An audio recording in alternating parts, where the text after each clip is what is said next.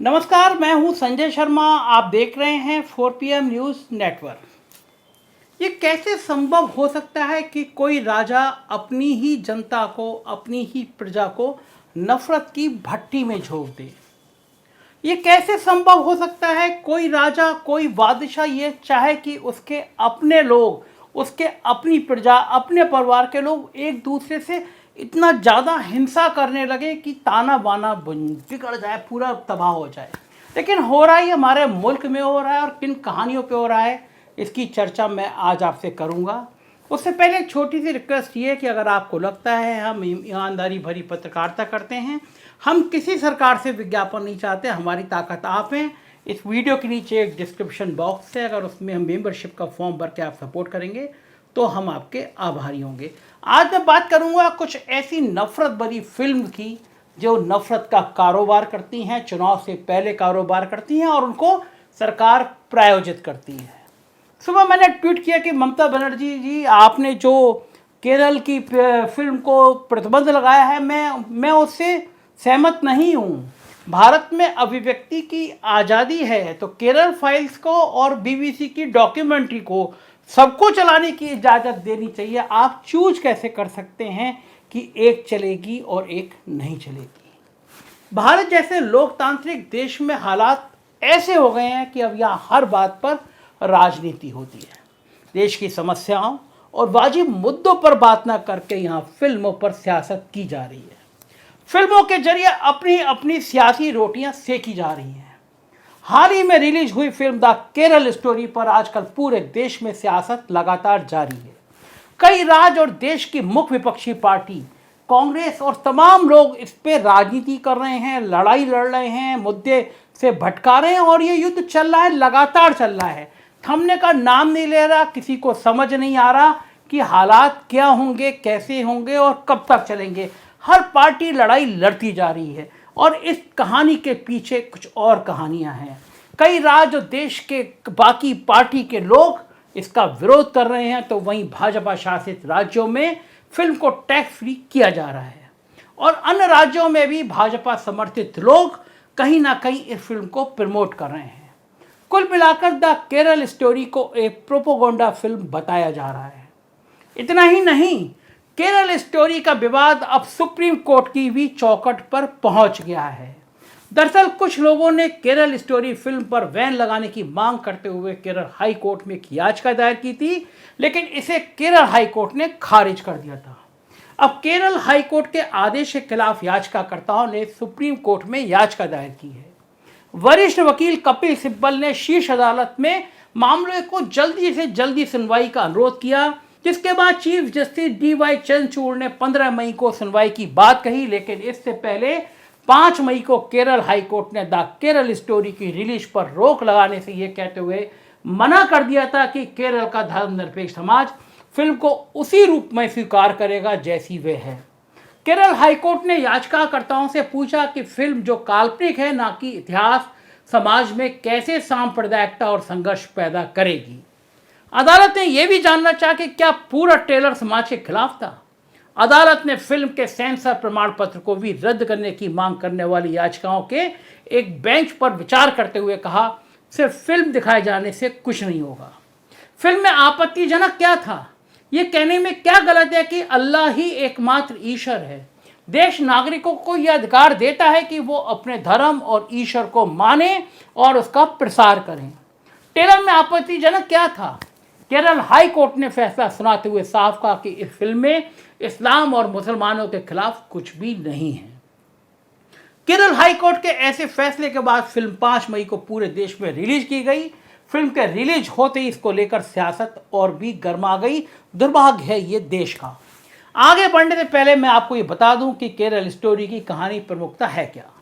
The Kerala story का निर्देशन सुदीप्तो सेन ने किया है, जबकि निर्माता विपुल अमृतलाल शाह हैं। फिल्म में उन लड़कियों की कहानी है जो नर्स बनना चाहती थी, लेकिन ISIS की वो आतंकी बन गई। फिल्म में धर्म परिवर्तन का मुद्दा उठाया गया, लेकिन इस फिल्म के ट्रेलर में दावा किया गया कि केरल की 32,000 लड़कियां ऐसी घटनाओं का शिकार हो चुकी हैं।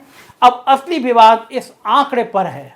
दरअसल इन आंकड़ों को लेकर कोई आधिकारिक बयान या आंकड़े नहीं हैं और केरल हाई कोर्ट ने भी फिल्म निर्माता को 32,000 लड़कियों के धर्म परिवर्तन के आंकड़े को हटाने का आदेश दिया था। लेकिन सियासी बवाल इसी आंकड़े को लेकर है। पश्चिम बंगाल में ममता सरकार ने इस फिल्म को प्रतिबंधित कर दिया है। फिल्म पर रोक लगाते हुए ममता बनर्जी ने भाजपा पर निशाना साधा। ममता ने कहा, ये लोग केरल और उसके लोगों की मान हानि कर रहे हैं, ये रोज बंगाल के मान की भी हानि पहुंचाते हैं। क्यों बीजेपी सांप्रदायिक दिक्कतें पैदा कर रही है देश में? ये सब करना क्या किसी राजनीतिक पार्टी का काम है? उन्हें ये करने का हक किसने दिया?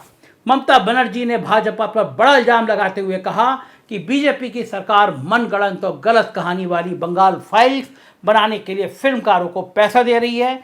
उन्होंने इल्जाम लगाते हुए कहा कि बीजेपी द केरला स्टोरी नाम की फिल्म दिखा रही है जिसकी कहानी मनगढ़ंत है। कुछ दिनों पहले इसके भेजे एक्टर्स बंगाल आए थे और वो मनगढ़ंत और गलत कहानी वाली फिल्म बंगाल फाइल्स की भी तैयारी कर रहे थे। वहीं तमिलनाडु में भी सिनेमाघर में इस फिल्म को प्रसारित करने से बचते हुए लोग नजर आ रहे हैं।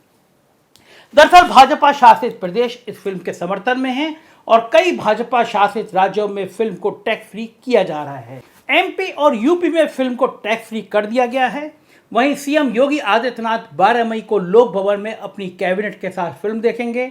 बंगाल में फिल्म को प्रतिबंधित करने पर प्रदेश के डिप्टी सीएम ब्रजेश पाठक ने ममता बनर्जी पर हमला बोलते हुए कहा कि यह बहुत दुखद है कि बंगाल में इसको प्रतिबंधित किया गया है, सबको देखना चाहिए, हम टैक्स फ्री कर रहे हैं।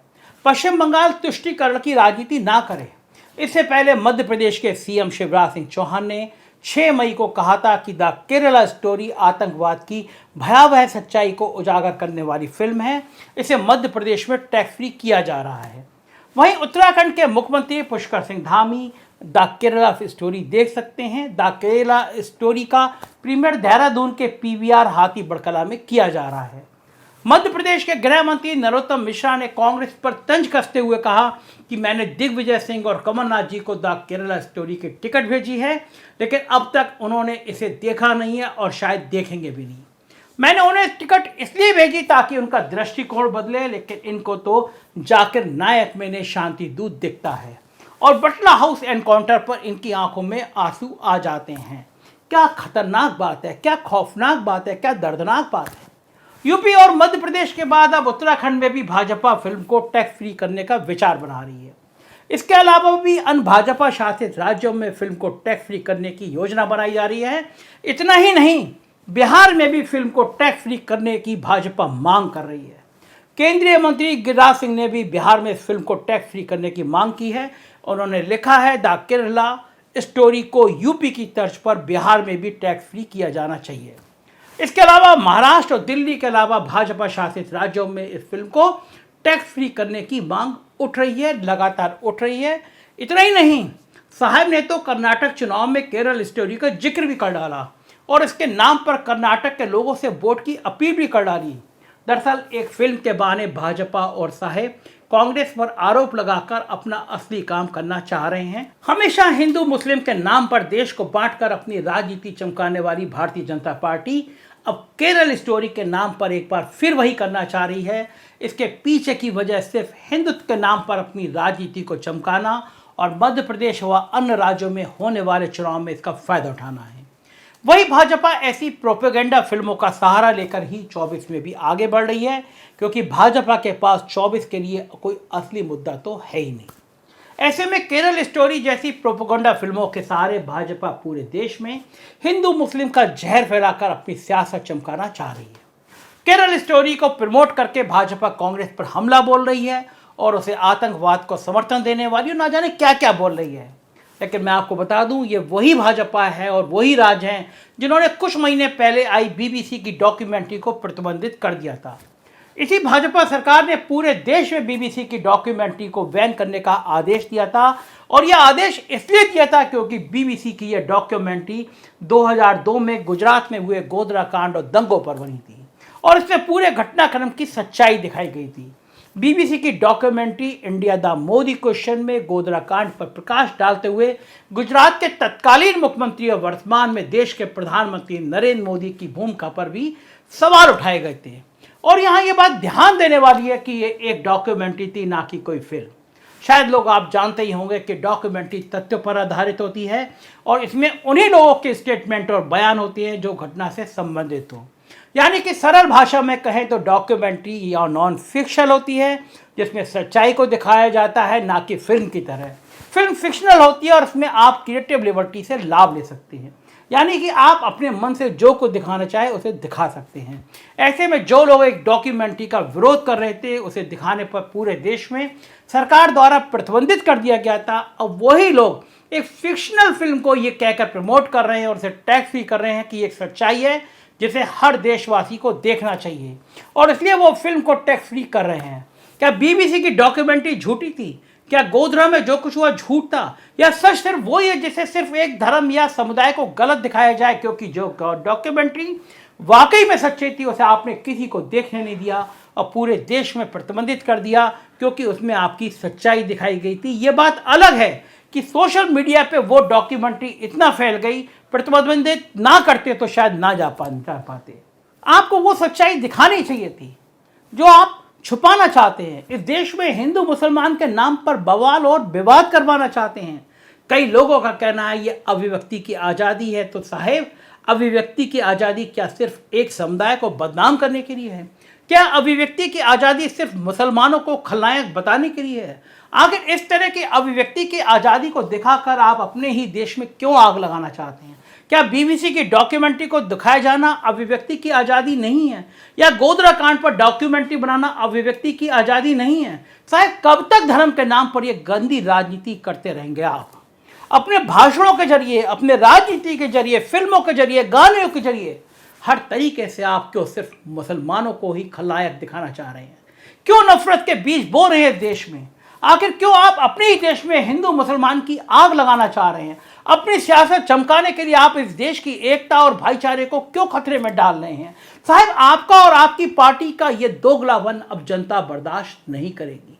आप लाख केरल स्टोरी जैसी प्रोपेगेंडा फिल्म बनवा लें और लाख उन्हें टैक्स फ्री कर लें, लेकिन इस देश का एक भी असल नागरिक अब ये कभी नहीं चाहेगा कि उसके देश में भाईचारा खत्म हो या उसके देश में हिंदू मुसलमान आपस में लड़ें।